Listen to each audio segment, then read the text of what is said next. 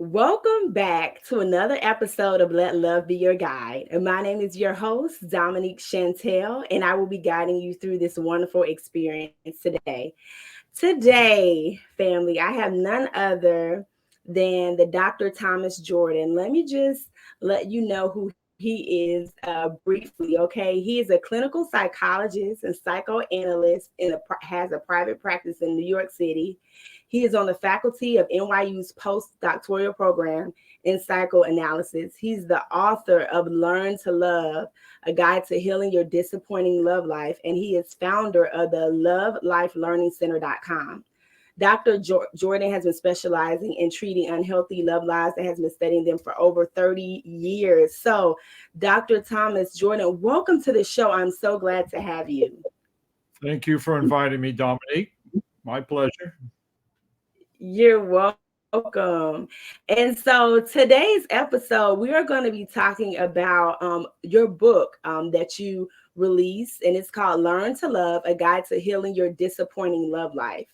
And so, can you just tell us a little bit about how this book came to be and what inspired you to write it?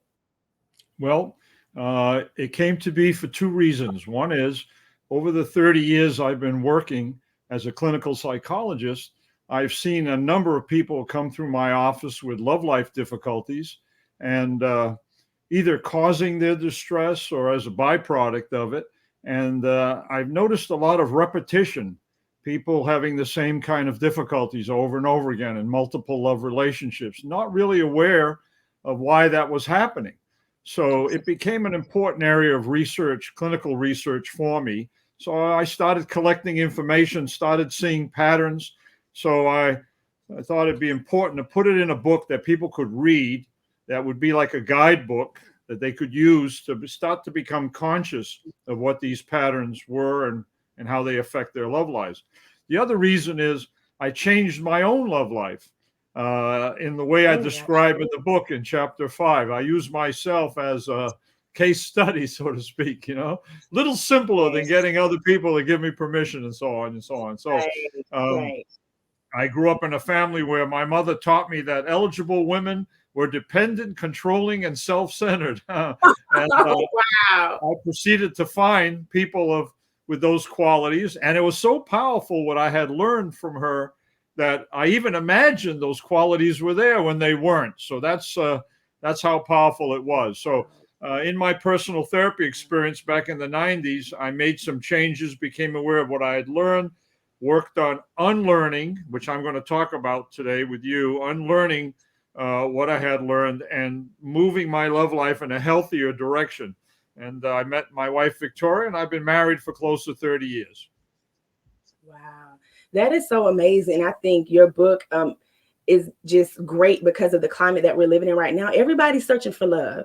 Everybody wants to know how to find love and when we find love, what are the cues, what are the do's and don'ts. And so I think your book is perfect. So I just want to talk about what you say in the preface of your book. You say most of us don't know consciously about what we've learned about love relationships. Can you speak to that a little bit? Yeah, unfortunately, what we learn about love relationships is essentially unconscious. Um, Let me say that the family of origin is one of the most, perhaps the most powerful classroom we will ever be in our lives. And your love life, people ask me, define love life, please. And I say, love life, your love life starts at the moment of life, and it involves any and all relationships involving the emotion of love, past and present, throughout your entire life. That's your love life. So we come into the world and we have a love relationship with our moms. That's the first Yeah. for most people. So what we learn is simpler at that time in certain ways, and it gets more complicated as time goes on. But these learned experiences teach us things about love relationships that we may not be aware of. And so they become the blueprint that shapes our love life experiences throughout our lives. Uh, I like to begin when I talk to people about what I've written and the ideas in the book. I like to begin with saying something like, and I say it in the preface as well, this is not about love. Love Yeah. is a mysterious, unpredictable, uncontrollable experience. Right. We fall Right. in love. Notice the phrase fall in Right. love. It's not something we create or control, and I hope it stays that way. My interest is in the relationships we form when we fall in love. If we form a healthy relationship, it beautiful. It nurtures love, it grows love. But if we form an unhealthy relationship, we can destroy the love that we're feeling. And that's the problem. And that's what I'm about, helping people become conscious of the relationships they set up when they fall in love that destroys the love that they're feeling. Okay. Okay. And so I, again, in reading the book, it's eye opening. And so, over the course of your study, you said you studied couples, people coming into your practice. You stated that patients presented with love life difficulties before they even get into a relationship. They struggle to change individually or in couples therapy with their partners. Why do you think that is? Because I think the reason why I ask is because sometimes we get into relationships trying to change people. Yes, I would recommend against that. I mentioned in the book one of the things that we do to try to correct what I call the disappointing love life, which is repetitive disappointments. Um, Right. one of the things we do, a lot of people do, is try to change your partner. And that usually creates Right. resistance and resentment, more misery, because people don't change because someone else wants them to. They change because they want to. So if you're in a love relationship and you're trying to change your partner and you're having difficulties, that's problematic. Um, so that's in the years I've been practicing, I've never encountered someone who successfully changed someone else in a love relationship. It just doesn't happen that way, you know. So it's better to, if you're in a love relationship, and I mean, there are two populations of people I'm interested in giving my message to. People who are between relationships, say they've just had a divorce and they're trying to figure out what they need to correct, perhaps going into the next chapter of their Right. love life, or someone that's in a relationship and feeling like it's not progressing or they're stuck. My recommendation to that person is to become aware of what these learned patterns are, and to invite your partner to become aware of his or her patterns as well. Because if you have two people working on trying to correct, trying to get past the difficulties they've created together, then you have a relationship that has the potential to work towards intimacy. But if you have resistance and your partner's not interested in that work, that's a problem. Correct. And I love that your book talks about that. So I just kind of want to go back to the keep repeating patterns. Like, um, you speak about we repeat the patterns that we learn as children. So can you talk about to what your book helps us realize? I know we talked about in your book, you talk about there are 10 unhealthy love relationships Experience. and experiences. Yes. And so can you talk more to those? Yeah. Over the years, I've collected the types of experiences that I find repeating in people's love lives. These are the experiences that get into your love life and teach you things about love relationships. Again, the problem is for most people, this is unconscious. You're not aware of this learning. There were 10 in the book. I've added two more, so there are 12 now. Oh Experiences like abandonment, abuse, control, um, I've wow. added domination and intrusion, which are also two experiences that can also teach people things that are unhealthy about love relationships. So if you break down what you've been taught, uh, break it down into its essentials. Uh, what we believe about love relationships, how we behave in love relationships, and what we feel in love relationships are the three areas to really get into the meat and potatoes of what people learn from these experiences.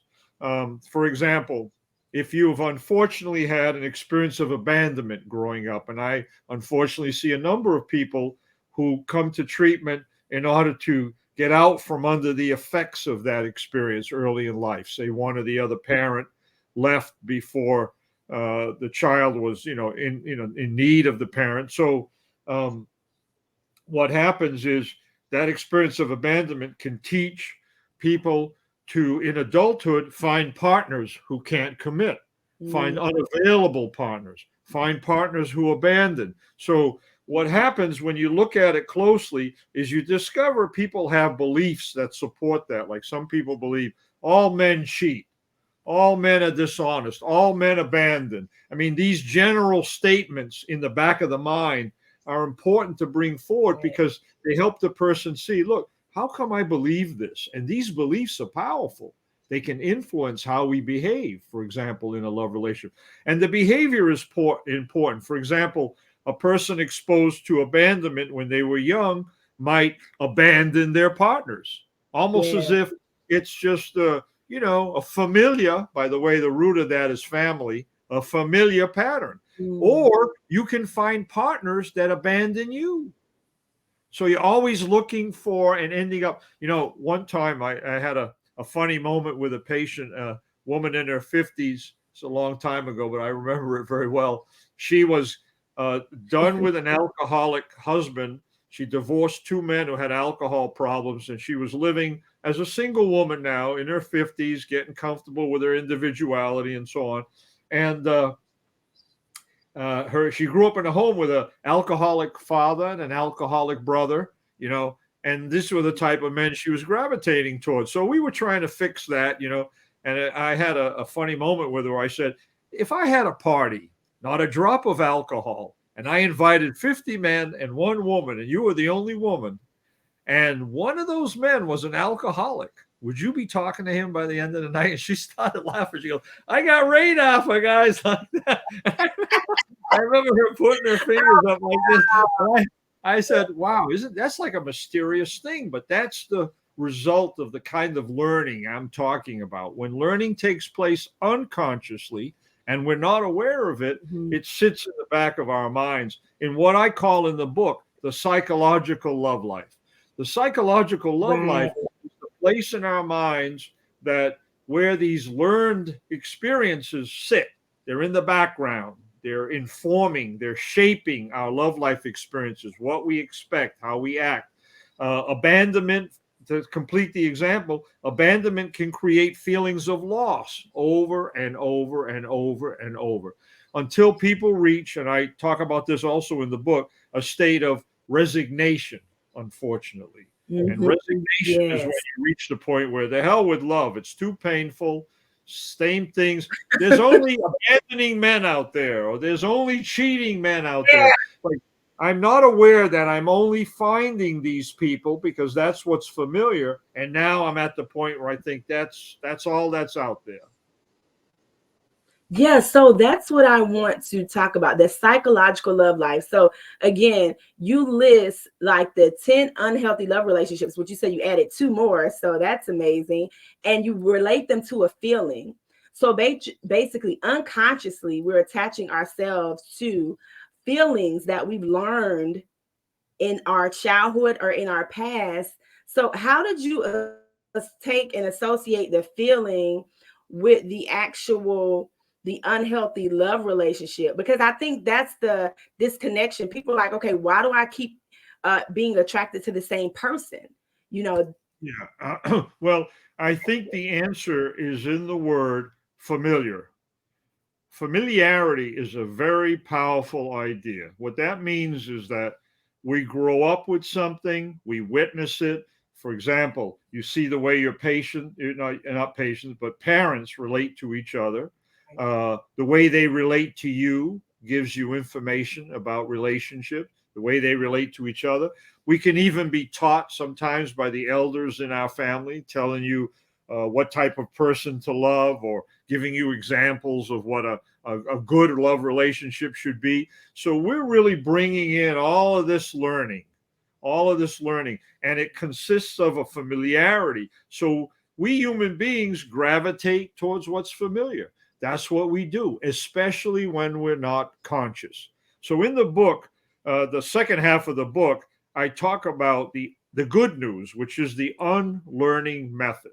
And it's a method of Mm-hmm. 3 steps that I offer people that allows them to begin the journey of consciousness. Because consciousness, the two biggest assets we human beings possess is learning and consciousness. And they're right by each other, because consciousness permits us to unlearn something we've learned that's unhealthy, but we got to become aware of it.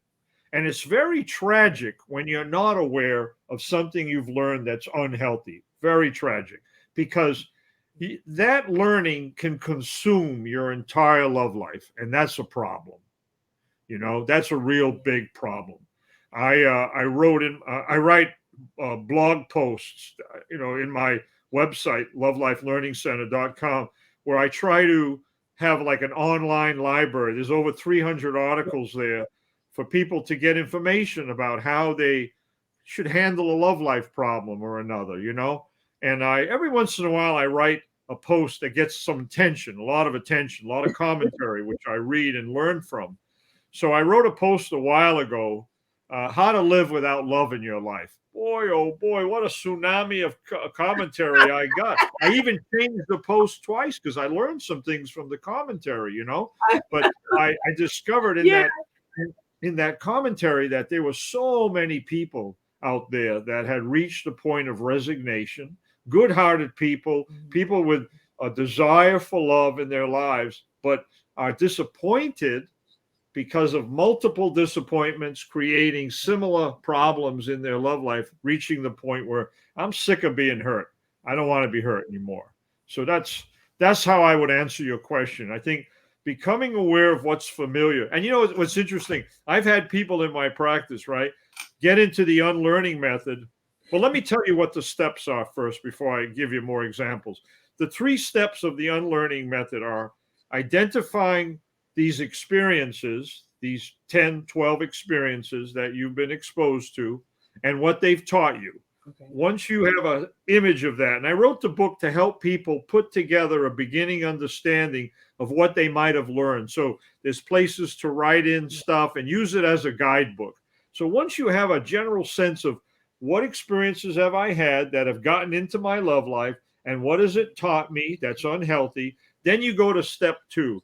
Step 2 is another wonderful quality we human beings have, Dominique. We can challenge ourselves. It's like, in addition to having relationships with people, the word relationship also applies to how you treat yourself, how you relate to yourself. It's in the language. I was beside myself yesterday. Oh, wait a minute. There's 2 people in there. There might be, Right. there's part of you that says, no, what I'm doing is unhealthy. And then there's a part of you that's used to doing what's unhealthy and says, no, I want to do the same thing all over and over again. So the part of us that knows something's unhealthy, we have to strengthen that so it can say to the other part, stop. No, I'm not going there. I'm not going toward the same kind of partner that always disappoints me. I'm not going to replicate what I learned in my family, which always ends up badly. I'm going to do something different.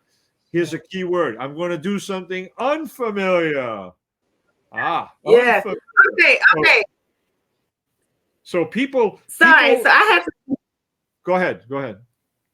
You have a question? No, when you say yes, I do have a question. So I just have to jump in. The thing, like you said, we do go to, even in my own love life, I go to what's familiar, but the thing that's like unfamiliar, I'm like, oh, I don't know about that. Like, let me see what that is. But the thing is, it's like, should I run to that? Or the thing is, you have to be, like you said, self-aware.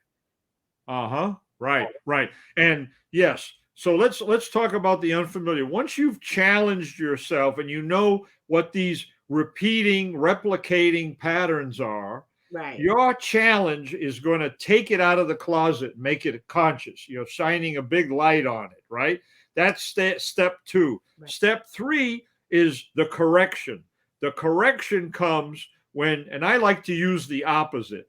You look for the opposite. You look for what's unfamiliar because you know and you've thought it through. The unfamiliar is healthier, but a little scary sometimes because I'm not used to that. I had a woman tell me a while back, and I hear this quite a bit. A woman said to me, I'm familiar with unavailable men. I'm unfamiliar with available men. They scare the bejesus out of me. And I say, why?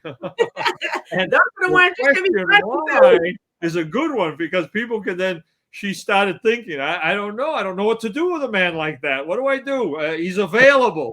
Unavailable man. Hey, I know the type. I just do what I usually do.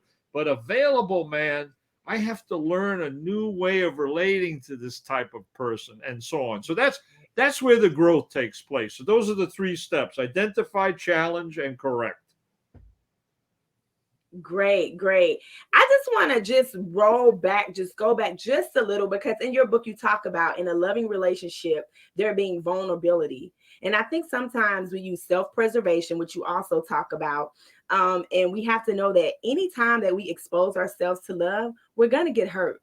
But you talk about there being unintentional hurt and intentional hurt. Because I say this all the time to myself, the person I'm like, that I'm in a relationship with, I'm going to sometimes unintentionally hurt you. It is not my intention to hurt you. But my question is, how do we tell the difference, or is it just knowing self or knowing the other person? Yes. Um, Unintentional hurt, like you're suggesting, can be a part of one's love life experience because there are two people in a relationship and you don't enter into a relationship with someone that's exactly like you, that exactly believes what you believe. There's going to be disagreement, there's going to be differences, there's going to be a need to negotiate, compromise. These are important things in working out an understanding with the person that you're in a love relationship with. So, in that process, you may have your feelings hurt, but it's hurt that comes from trying to work out a relationship. It's not hurt that's Mm, intended. And intentional hurt, now mm, that's an entirely different animal. Intentional hurt is problematic, in my opinion, because abuse is right next to it. When you're hurting mm. someone intentionally, there are questions to ask like, is this someone who is in love with me or someone who is out to express some kind of aggressiveness or some kind of hurt? They want to hurt their partners. Is there a pattern there? Is there some, unfinished trauma that they've experienced and now they're hurting people as a consequence of it? So, this may be intentional hurt is a good sign, in my opinion, that that's not a person that's ready for a relationship. That's a person who should work on themselves and figure out why they're doing this in their love life. So, but unintentional hurts happen as a natural part of, and they can be healed. That's what's important for people to realize is that Okay. love hurts can be healed, and having a faith in one's ability to heal them. Part of the healing process, of course, is communicating about them, telling Yes. your partner that you've been hurt. And that's difficult for all human beings to do. Talking about our feelings is not easy, but it's rewarding Yeah. because then you get a chance to solve problems with the person you love, learn things about yourself that can improve the relationship over time. So, unintentional hurts are part of the landscape of being in a love Yeah. relationship, and we shouldn't be afraid of them. Oh yeah, let me Good, also good. Okay. me say about vulnerability. You use that word. That word hangs Yes. around with love. They're best of friends because in order to love, another word for vulnerability is openness. You have to be open. Your heart, our hearts love to hide behind the wall, dogs and guns. Yes. like a bunker, a bunker. Our hearts like to walk around with armor and a space suit or some Yes. self-protecting thing because, you know, hearts are easily bruised sometimes and hard to come back from the bruising. But the vulnerability is important because when the heart is open, it's receptive. So recognizing vulnerability, it's not a weakness, it's an openness to love. And if you see it in each other in a relationship, that's a beautiful thing. You have to respect it, Yes. and that's really a pathway for giving and receiving love. Vulnerability is two hearts open where they can exchange love with each other, and that's a beautiful thing when it happens. Yes, very good. Thank you for that. So I do want to talk about because what I'm big on my channel is basically self-love, knowing yourself and being aware.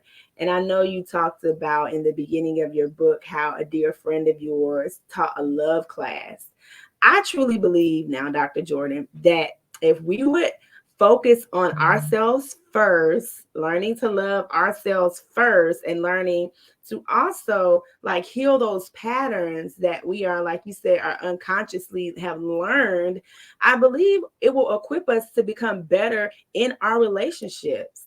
Can you speak to just learning, because I think you mentioned it in the unlearning method. Can you speak to that? Yeah. Uh, First, I will say I wish Leo Buscaglia was a friend. Okay. He taught his love class back in the early '70s. I was too young to know him, but Okay. he was a Okay. Okay. fascinating individual.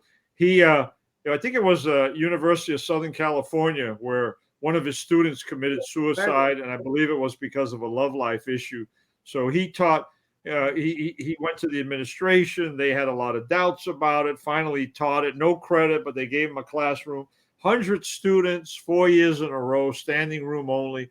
And it really good. highlights the importance of teaching about love relationships because we don't get, there's two emotions, and I mentioned this in the book, that we don't get any training about, yet they're so important in our emotional lives: love and grief. Yeah. Grief meaning we're going to lose people in our lives. And oftentimes we teach people not to grieve, be strong, don't cry. Don't cry. We're supposed to cry when we Right. lose someone we love. Because I believe grief is the true opposite of love. It's love upside down. If you love somebody and you lose them, that creates grief. So being able to heal grief and express grief, I'll say that at least 50% of my practice are people that are having difficulty grieving and come to Mm. therapy in order to learn how to release these emotions so they can heal their loss. But I'm sorry, I lost your question. Oh That's no. okay. I was talking about how self-love is just so important. Um, Yeah. Okay. and, So, and yeah, self love, broadly defined, I believe, is learning how to relate to oneself in a healthy manner, all the way from loving oneself to taking care of oneself and everything in between. So, oftentimes, what happens in people's lives is they get into a relationship where they expect their partner to take care of them in some way, or they have expectations that might be unrealistic. The relationship ends, and then there's a period between relationships where sometimes people think it's a waste of time or it's loneliness, and I say, wait a minute, that's a time to learn how to love yourself, how to take care of yourself, how to grow your individuality so that the next relationship you get into, you get into that relationship with better expectations, with a healthier sense of yourself. So often when people are not loving themselves, as you put it, what happens is they lose parts of themselves in a love relationship. They feel like they give up essential things about themselves, their friends, family relationships, and that's always a bad sign. So strengthening a sense of taking care of oneself, caring for oneself, leading a healthy lifestyle for oneself, loving oneself as an individual, accepting oneself. This is a kind of it's almost like a kind of intimacy with who you are as a person, allowing yourself to be yourself, right? Right. Right. I oftentimes tell people who are entertaining, a dating situation. They want to start dating again after taking some time off from it, perhaps, end of a relationship, etc. I tell them the best thing you can do in a dating situation is be yourself. Why? Because if the person sitting across from you enjoys who you really are, that's your partner. You don't have to work at Yes. anything. You don't have to pretend to be this, pretend to be that, try to get approval, uh, try to be what they want you to be. Be yourself and Right. see if there's chemistry. That's the best and easiest thing you can do. Oh, very well said. Thank you so much. Well, Dr. Jordan, it was a pleasure to have you on. Is there any last comments that you would like to leave us with? Yes. I like to end my podcast interviews with a recommendation that people work on their love lives. And in my book, I would define that even more as work on your psychological love life, meaning that your love life is something that can be worked on like everything else. We work on our finance lives, our work lives, our educational lives, our medical lives. Work on our love life is a very rewarding thing. I experienced it myself. I talk about it in the book. We can change the trajectory of our love lives by becoming aware of what we've learned about love relationships and working on unlearning that and moving in a healthier direction. So, a conscious love life reaps some very nice rewards. That's my recommendation. Absolutely. And thank you so much, guys. If you haven't, please go get Dr. Jordan's book. It's amazing. I'm telling you, it will bless your life. I mean, me, I'm just eye-opening in awe, and I'm like, oh, that's why I did that, or that's why I keep doing that. So it's a great book, and I recommend everyone getting it. I do want to say I hope you receive this information, because as like I like to leave all my podcasts, may you always be believing, so that you can always be receiving the information that I bring to you every week. And so may you always let love be your guide in life, today, forever, and always. Thank you so much, Dr. Jordan. And thank Thank you, you, guys. Dominique. Bye. Thank you. Thank you. Bye.